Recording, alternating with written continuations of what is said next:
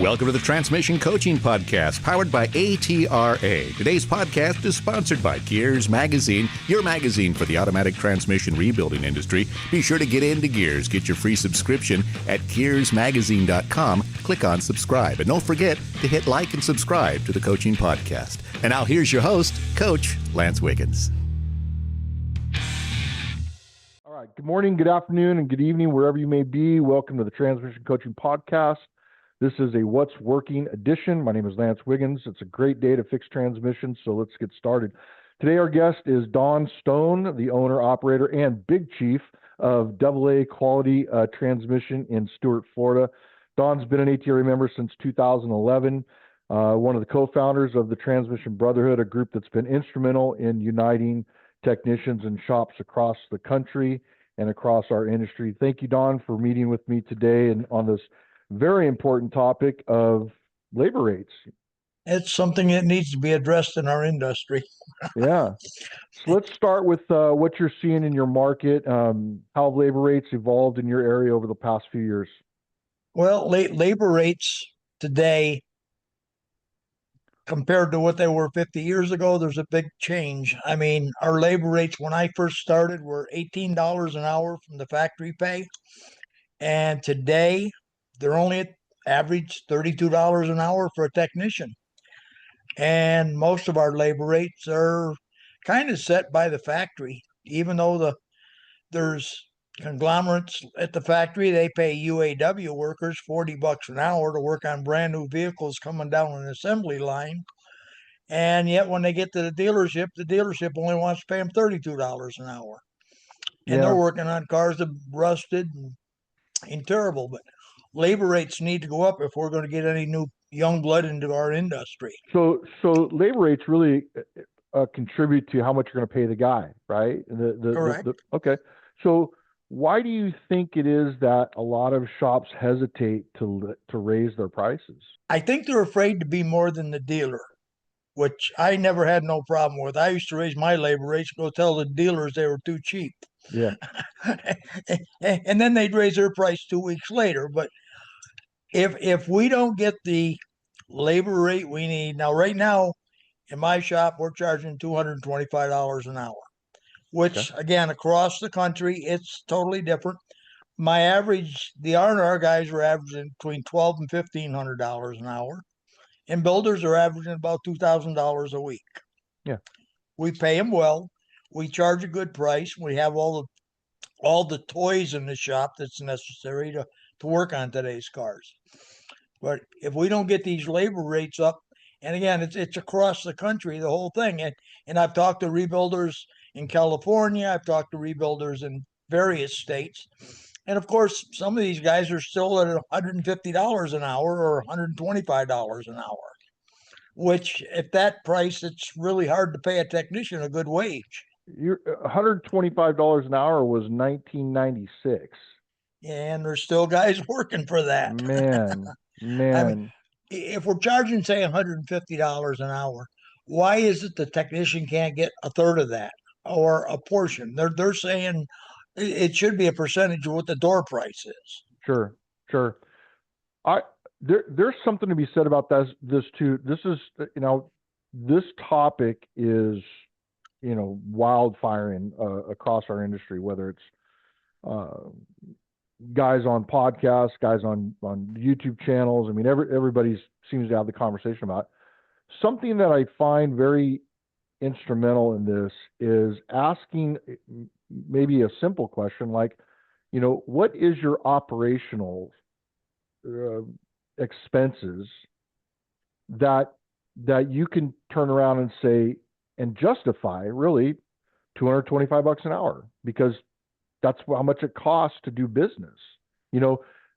Last time I checked, I don't think tuners or scan tools are $5 from the local hardware store, right? I mean, you're talking about $20,000 pieces of equipment, and you got guys that are buying their own parts or buying their tools, $50,000, $60,000 worth of tools. The overhead's got to be insane. The insurance has to be insane. I mean, these are all factors into why labor costs are labor costs. Right. Well, and again, I've seen instances where bosses wouldn't give a technician a raise, but they'd pay their tool bill. There, Oh, there was different ways for them to pay it off, and of course, it's a tax write off for the shop. right, There, right. there's a lot of ways some bosses are utilizing that. There's many other ways of getting your technician where they need to be. Again, it depends on the area of the country you're working. Some people, it's a little bit like, say, Kentucky. Kentucky pays next to nothing, Right. where guys in Florida are making a pretty good buck. Going based on that that conversation of whether or not the customer thinks that the number's right. Do you think customers understand what goes into modern transmissions, and should they be educated, or is it just, hey man, you come to the shop, it looks nice, and I'll go ahead and spend that money? But I mean, what's your Well, thought process on that? well, in our shop, we try to educate the consumer. Hmm. And most of the consumers, when we do a tear down on a transmission, we shoot a video with our cell phone. Yeah, And then they can see all the parts, and then we send it off to the customer. So the customer sees firsthand. And of course, when they see all them parts on the bench, oh yeah, just go ahead and fix it. yeah, Most customers don't care about cost as long as you're going to fix it right, fix it with good parts, and keep it going. yeah, So yeah, it'll last. yeah. We try not to be the cheapest. I think we're probably the most expensive shop in town. We're proud of that. But our parking lot's full. And we've always, like I say, we've always paid our technicians well. And if they want good technicians, the customer's going to pay for it. Yeah. I remember the first time, and off topic, but on topic, I guess, because uh, when I went to the dentist, they brought out the camera and showed the inside of the teeth, and I went, "What the?" And they're all, "You want to get a cleaning today?" I said, "Yes, absolutely."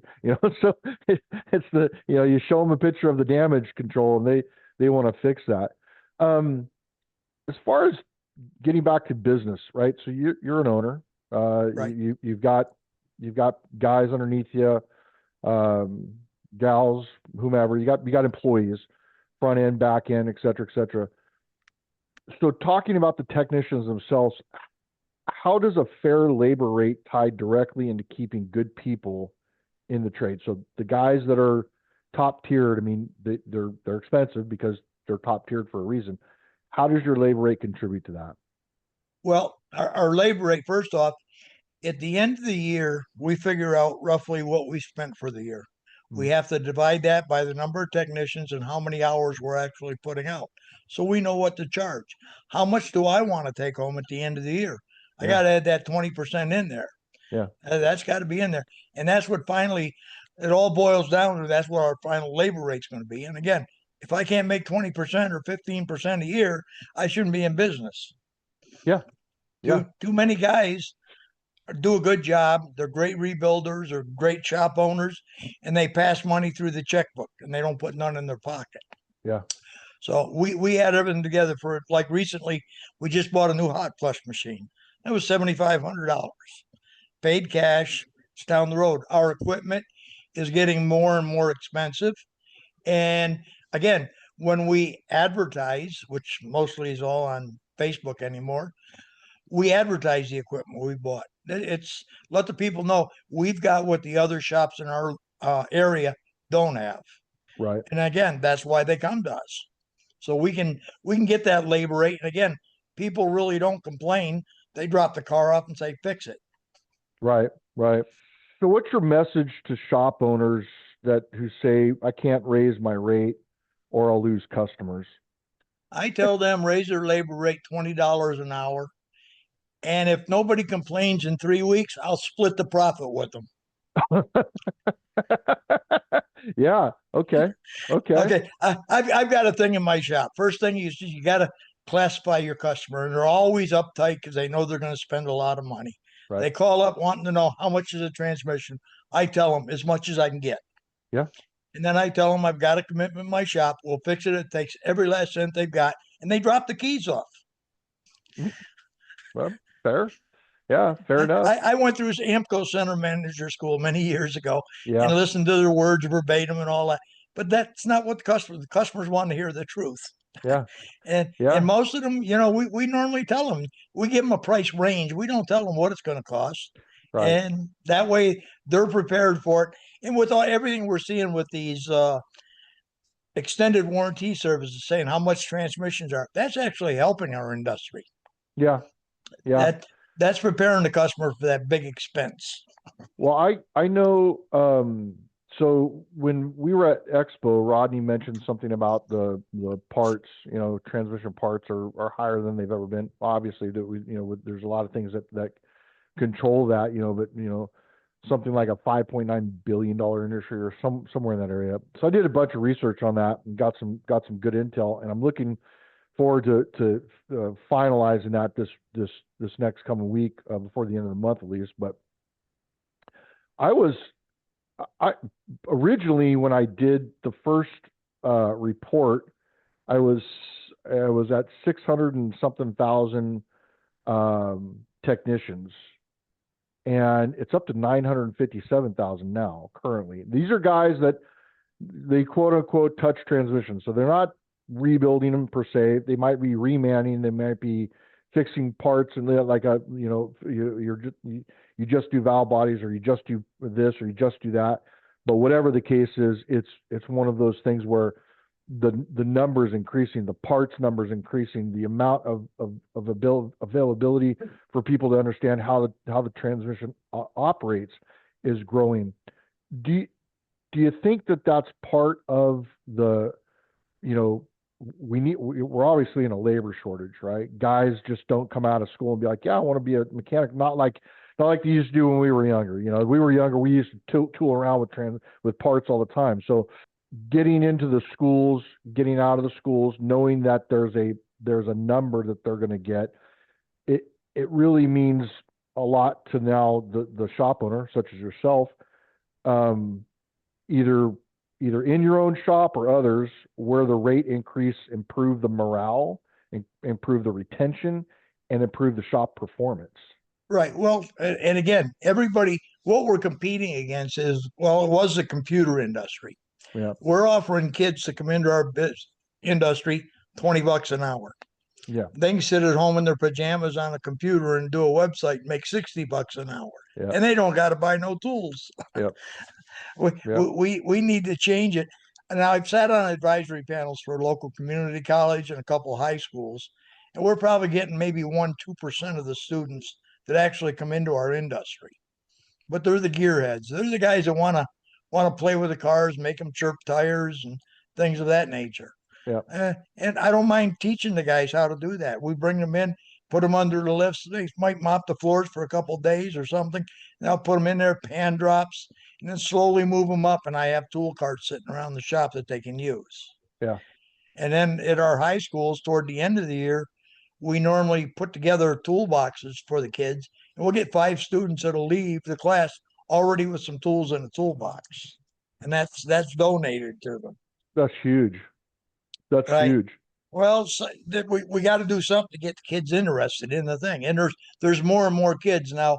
I've been following all these different forums, the 4L60 forums, the 700 forums, and now we're starting to see more and more dealership technicians that are in there doing general repair, wanting to get into our industry. As a matter of fact, Thursday I'm meeting 2 of them here for lunch. Yeah. And then I've just got to find a couple shops to place them in if they want to learn. Yeah. Yeah. So, and this is where we got to get our students. Right. A couple of other road bumps, if you want to call them, simple things, right? First is, get a qualified guy. Secondly is he qualified enough for the money? So when you say, well, you pay a guy $20 an hour, start him at $20 an hour, knowing somebody's background and what they've been in, what they do, you could say, yeah, we'll start you $20 an hour, but you have the availability to go to $75 an hour or whatever that number is. That's an incentive. That's you get a guy that, in the conversation we had at the TAC committee, a lot of guys said the same thing. You want somebody that's curious. You want somebody that wants to fix things. You want somebody that's wants to be busy, that wants to know, wants to know more than you eventually, right? Those are winners. You want those guys coming to work for you, right? Well, that's the thing. I mean, guys like myself. I mean, I've done this 53 years, Yeah. and I've taken many kids by the hand and many rebuilders and taught them what I know, but not everything I know. I Right. gave them enough to make them dangerous. Put it that way. Yeah. So, So, but no, actually, they turned into a good technicians, and they're working in the shops. Most of them are into their own transmission shops now. oh, good. Because Good. that's what I was doing. Half of the guys in my town I probably taught. And of course, I always bring them to the seminars or the Yep. expo Yep. just to make sure. I mean, I don't just take me and my wife. I mean, I take the whole crew. Yeah. It's an investment. That's definitely an investment in your business. And I'm 100% behind that. There's a lot of shops that don't see that there's that whether the investment pans out or not, but even if it's simple, training that's down the street, if it's available, you should take it. I mean, it's just kind Right. of Well, my, so. my feeling, if they go to a seminar or something like that, and they can learn two things, and Yeah. it saves me money in the shop, it was well worth it. Amen. Yeah. Amen. Don, we talked a little bit about the brotherhood. I know that John was one of the guys, but you were part of that co-founder, But right? Well, there was a bunch of us. There was actually, and there were about 15 of us. We all talked to one another. Okay. And then I'm the first guy that went out and got T-shirts for everybody. Got it. And it exploded in 2018. We actually made it to 1,000 people. Yeah. I mean, and before that, we just exchanged information with one another, which I've done in my town for years. Yeah. Yeah. So, and it grew. And now we got 3,200 people in there. Yeah. Yeah. How does that spirit of the brotherhood play into this labor rate conversation? Do you think it's something that collectively, we could start potentially, pushing to standardize? If you want to be, I don't know if the word successful, because everybody measures success differently, but if you want to be in the game that we're playing right now with labor rates, this should be your target goals. Right. Well, and again, it's that end number at the end of the year that they all got to Yeah. battle against. They first got to find out what they really need in labor. They really need to find out what they've got to have for their own pocket at the end of the year. Everybody's labor rate is going to be different depending upon the technicians, as well as you got to figure out when you're adding all that up. You've got to figure out how many seminars am I sending my guys to? What kind of equipment am I buying next year? All that stuff's all got to be added into that final number so you know what to charge the customer. Okay, like I say, across the state, and I've talked to a lot of guys all across the country, and everybody's different. We did a poll on the brotherhood, and again, there's guys still out there working at $100 an hour, Yeah. and that's just their area. They can't get more than that because, again, another example is Kentucky. Right. But okay. Let's and you probably have already said this or thought this through, but okay. So I can only get $100 an hour in Kentucky, but guess what? The parts prices are still the same as they are in Florida. True, but it depends on how. I always shopped. I used to actually have parts. I used to keep $15,000 to $20,000 worth of parts on the shelf. Oh yeah. Okay. And like my dealers right now, I mean, I was getting 30% off on OEM parts and buying a lot of them. Then I found another dealer is willing to give me 40% off. It's a Ah, big savings. And we buy a huge. lot of OEM parts because the Transtars and Wits of today don't always have everything. Right. Right. So, and we go and buy it. But the parts, I mean, I can remember back in the day, I mean, we used to be able to buy a Turbo 350 kit for $18.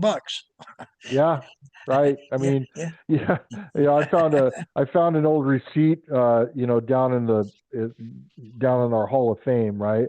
I found an old receipt for a 200 R. I think it was like $530 total out the door, right. included labor, the whole bit. I was like, whoa, man, those days gone past for sure. Yeah.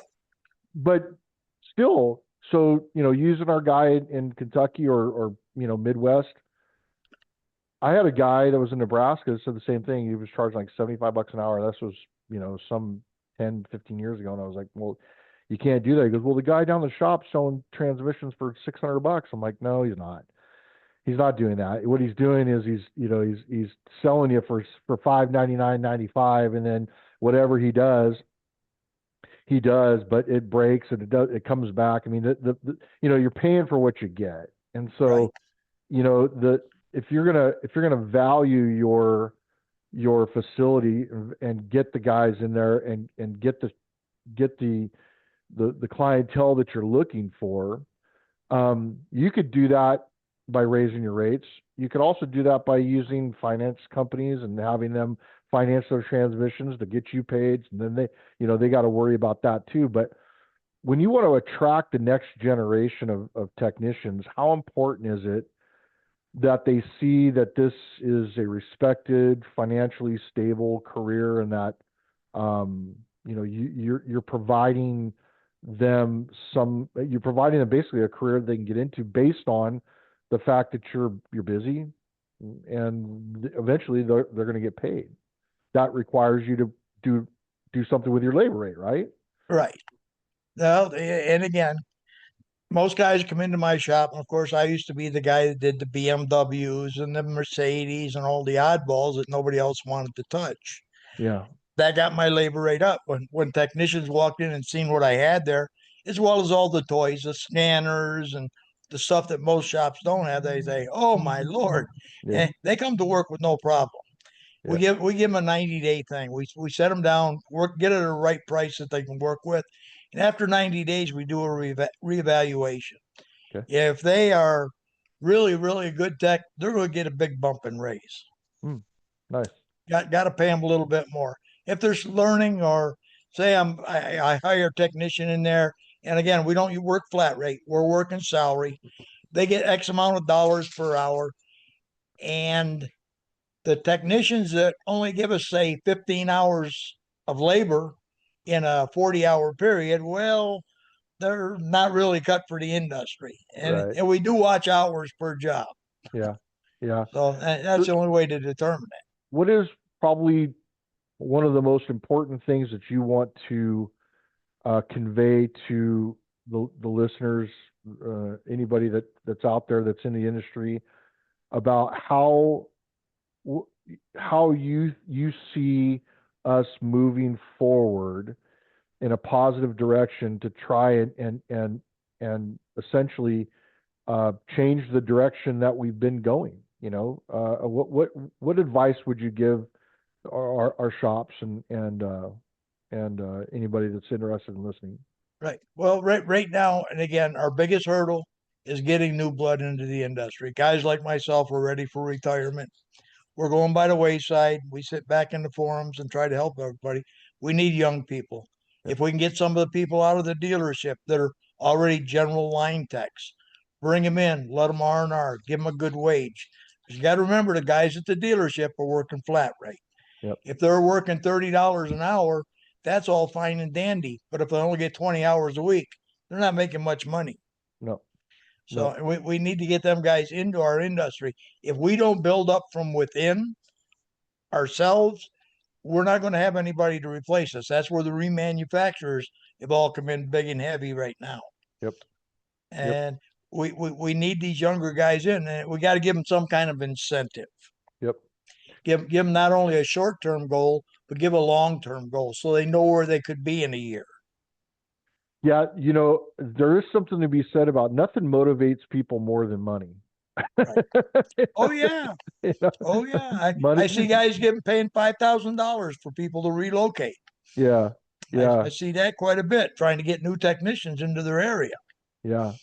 One of the last questions here for you is, because this is our What's Working edition of the podcast, tell me, Don, what's working at AA Quality Transmission?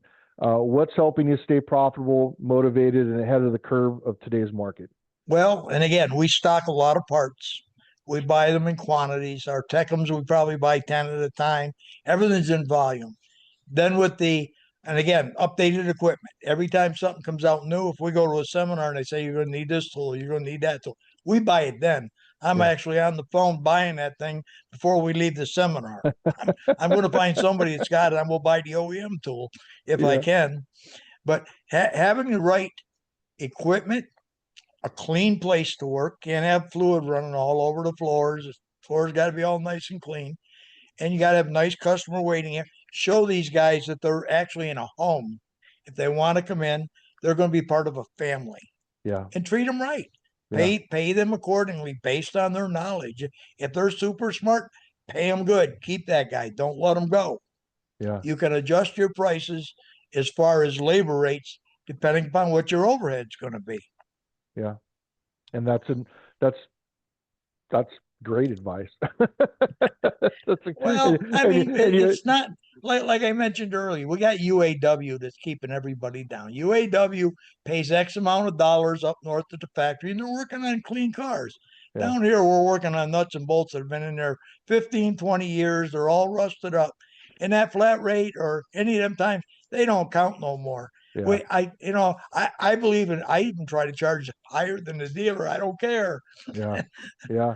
Once you have the technicians that you have, because, I mentioned this with Brandon, don't be afraid of failure. You get a kid that comes in and he screws something up. It's okay. Move, don't fail forever, but it's okay. Right.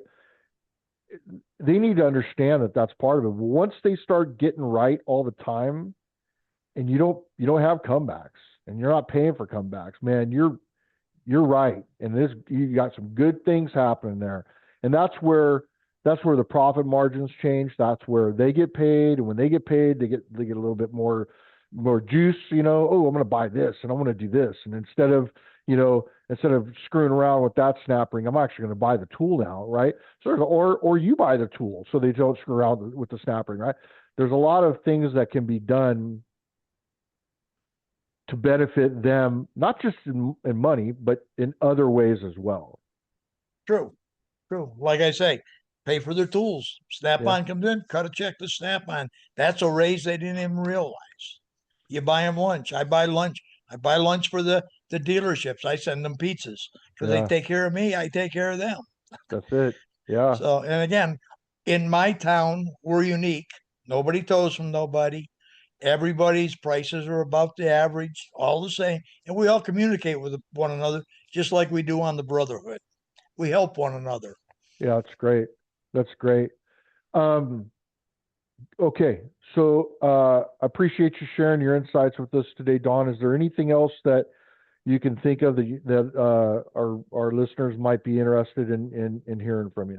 Well, and again, I'm going to get into one thing which Yep. we hadn't anticipated. A lot of the shop owners we got out there today could use a little bit more management.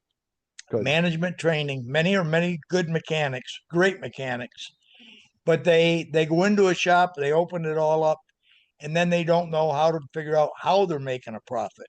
Yeah. There's a lot of management courses because I know I did the same thing.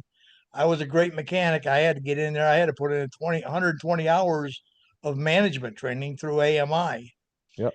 But I learned how to make a dollar, how to save on taxes, and how to run a shop. And I ran a successful shop for 30 some odd years. And again, a lot of shop owners, they need that. They can do like AMI online, teaches them a lot. And ATRA, even when we go to the seminars, Expo, they've got great management courses. Yep. People need to attend. Right now, they need to start saving for the next Expo. Yeah. And they need to attend those seminars because it's to their advantage. They're going to make money. Yeah. Yeah. I 100% agree with that. I've got, and I'm sure, in your years, you've got days, you've got months worth of training, years worth of training. Actually, if you tally up each day that you've gone or each, 6 hour or 8 hour event that you've been to, some of the best events that I've gone to, from a management perspective have been outside of the industry, which is interesting because the concepts are the same. You just, again, going back to how people are different, right?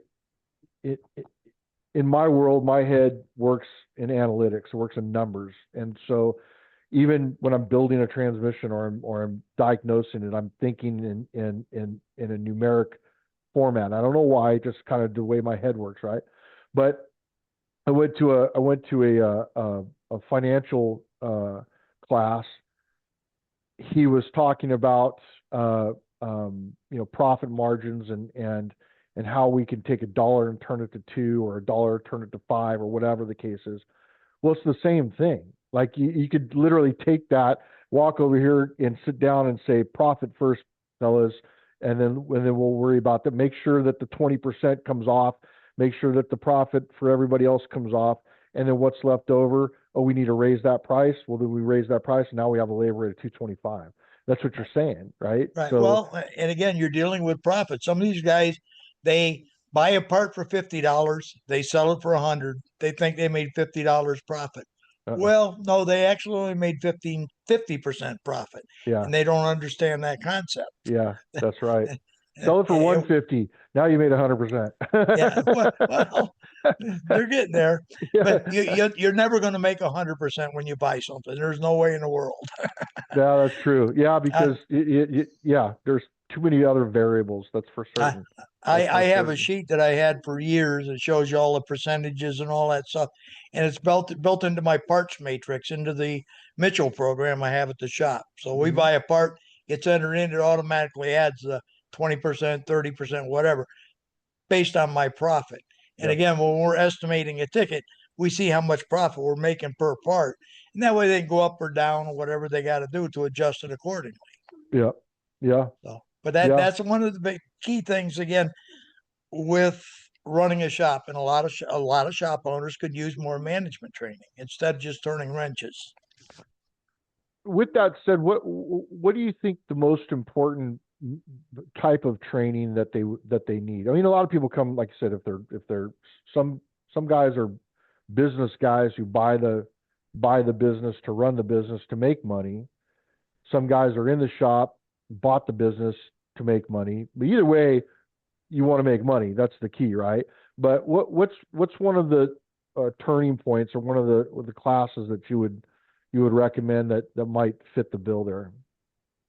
Well, and again, I'm going to refer to the Automotive Management Institute Mm-hmm. online Mm-hmm. because they have great classes. Bill Haas, for example, he was with them. Yep. His daughter Sarah, Yep. Yep. she's with them. Yep. I've been to all their. I knew Bill Haas when he began with ASA. Yep. Yep. Uh, Actually, he helped me get sworn in because I was state president for ASA. Oh, there we go. Nice. So I've Nice. known Bill for quite a few years. But going to those classes, Tom Shatter, Yep. another one, there's a Yep. lot of great classes out there that these people need to go to.